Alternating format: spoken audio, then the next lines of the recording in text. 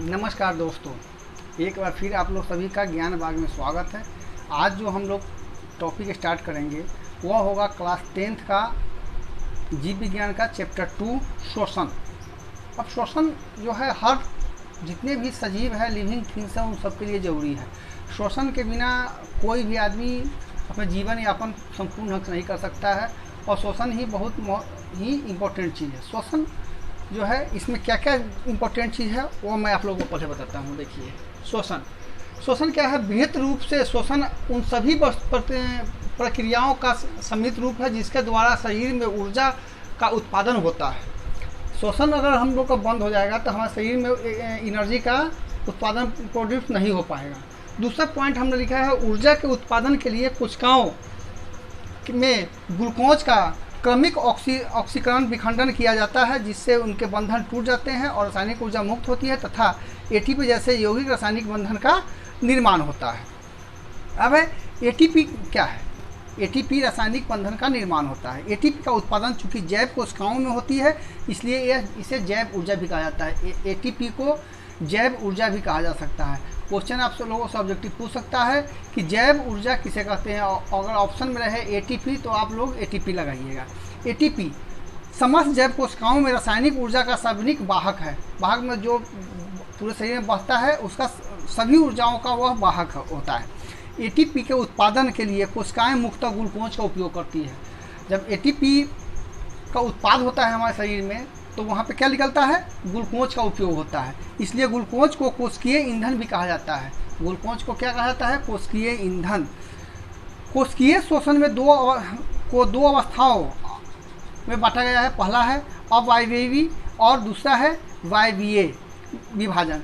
श्वसन के अंतर्गत बाहरी वातावरण में ऑक्सीजन ग्रहण का शरीर की कोशिकाओं में पहुंचता है जहां इसका उपयोग कोशिकाओं ईंधन का ऑक्सीकरण या जैव ऊर्जा का उत्पादन किया जाता है। जैव ऊर्जा क्या हो गया मेरा? एटीपी हो गया। और जैव ईंधन क्या होता है? जो एटीपी के बाद हम लोगों को शरीर से ग्लूकोज निकलता है वो होता है जैव ईंधन। और एटीपी हो गया जैव ऑक्सीकरण का जैव ऊर्जा हो जाता है। अब वायवीय श्वसन में ऑक्सीजन की उपस्थिति में पायरूवेट का पूर्ण विखंडन होता है। पायरूवेट का विखंडन होगा एवं यह क्रिया माइटोकॉन्ड्रिया में होता है। अब वायवीय श्वसन में ऑक्सीजन की उपस्थिति में ग्लूकोज अणु का आंशिक विखंडन पायरूवेट में होता है। यह क्रिया कोशिका द्रव में होता है। अब यह तो कुछ था, टॉपिक था। अब इससे रिलेटेड जो भी आप लोगों के बुक में ऑब्जेक्टिव क्वेश्चन है उसको हम लोग देखेंगे। पहला जो आपका क्वेश्चन है वह है, इनमें समान किसका उपयोग कोशिका द्वारा ऊर्जा उत्पादन के लिए होता है? ऊर्जा उत्पादन के लिए क्या क्या होता है? तो पहला है एमिनो अम्ल, वसा अम्ल, तीसरा ग्लूकोज और सुक्रोज। अभी हम लोगों ने पढ़ा है कि जो कोशिका ऊर्जा कहाँ से होता है तो वह ग्लूकोज का हो गया। ग्लूकोज पौधे में किस क्रिया के द्वारा बाहरी वातावरण में ऑक्सीजन कोशिकाओं में पहुँचता है? तो पौधे में किससे पहुँचेगा? विसरण के द्वारा। मनुष्य के ट्रैकिया में पाए जाते हैं, क्या पाए जाते हैं? उपास्थि के बने अपूर्ण वलय। श्वसन की क्रिया में खाद्य पदार्थ का क्या होता है? विघटन होता है। श्वसन की क्रिया में खाद्य पदार्थ का क्या होता है? तो विघटन होता है। अवायवीय श्वसन कोशिका में किस भाग में होता है? कोशिका द्रव। अभी हम लोग बताए हैं अवायवीय श्वसन जो होता है कोशिका किस में होता है? कोशिका द्रव होता है। और वायवीय क्या होता है? यह माइटोकॉन्ड्रिया के थ्रू होता है। मनुष्य में सांस लेने और छोड़ने की क्रिया को क्या कहा जाता है? तो श्वासोच्छ्वास कहा जाता है। आणविक ऑक्सीजन में उपलब्ध नहीं होने के में से पायरूवेट का परिवर्तन जंतुओं के किस यौगिक में होता है? तो लैक्टिकल अम्ल में होता है। पौधे में गैसों का आदान प्रदान के लिए रहते हैं, क्या रहता है? रंध्र। जो रंध्र रहता है उसी से गैस का लेना और छोड़ना के काम होता है। निश्वास द्वारा निकाली वायु में रहते हैं CO2 कार्बन डाइऑक्साइड। अब अगला जो टॉपिक है वह है फिल इन द ब्लैंक्स। वह क्रिया जिसके द्वारा कोशिका में ग्लूकोज के ऑक्सीकरण से ऊर्जा का उत्पादन होता है वह क्या कहलाता है? तो श्वसन कहलाता है। मनुष्य का दायां और बायां नासिक वेशम डैश के द्वारा एक दूसरे से पृथक होते हैं, क्या है? नासा और पट्टिका के द्वारा। श्वसन एक डैश क्रिया है, अपचयी क्रिया है। श्वसन प्रक्रम में ग्लूकोज का डैश होता है, ऑक्सीकरण होता है। श्वसन के ऑक्सीकरण की क्रिया डैश में संपन्न होती है, माइटोकॉन्ड्रिया में संपन्न होती है। कीटों के डैश में हीमोग्लोबिन या उसके जैसा श्वसन रंजक नहीं होता है रक्त में।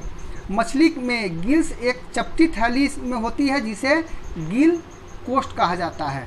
यह आप अभी हम लोग किए हैं वस्तुनिष्ठ प्रश्न और रिक्त स्थानों की पूर्ति। अब हम लोग करेंगे अति लघुत्तरीय प्रश्न।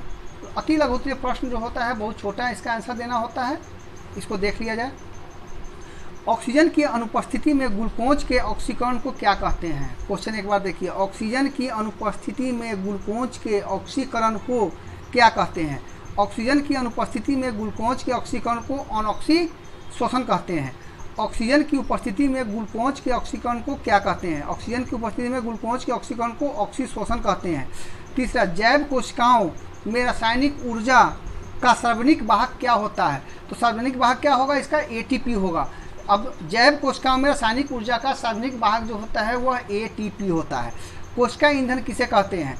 जैव ऊर्जा के उत्पादक के लिए कोशिका मुक्त ग्लूकोज का उपयोग करती है, अतः ग्लूकोज को कोशिकीय ईंधन कहा जाता है।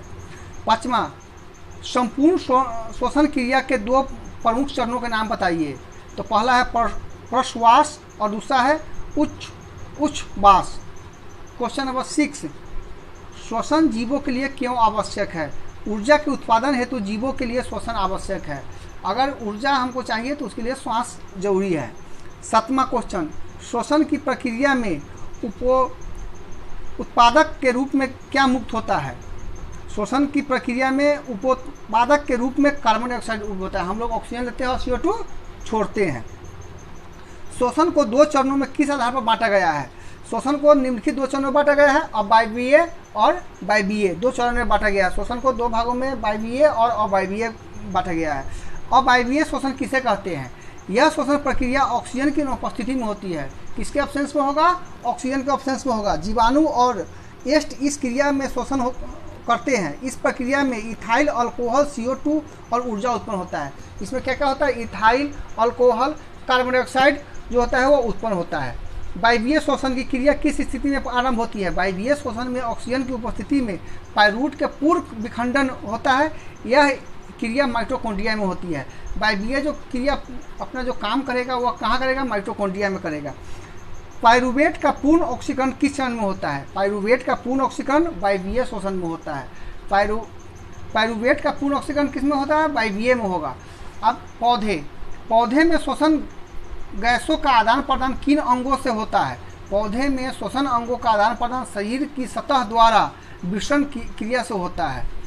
क्वेश्चन नंबर 13, पौधे में गैसों का विनिमय किस क्रिया से होता है? पौधे में गैसों का विनिमय श्वसन एवं प्रकाश संश्लेषण क्रिया से होता है। एक बार देखिए, पौधे में गैसों का विनिमय श्वसन और प्रकाश संश्लेषण क्रिया से होता है।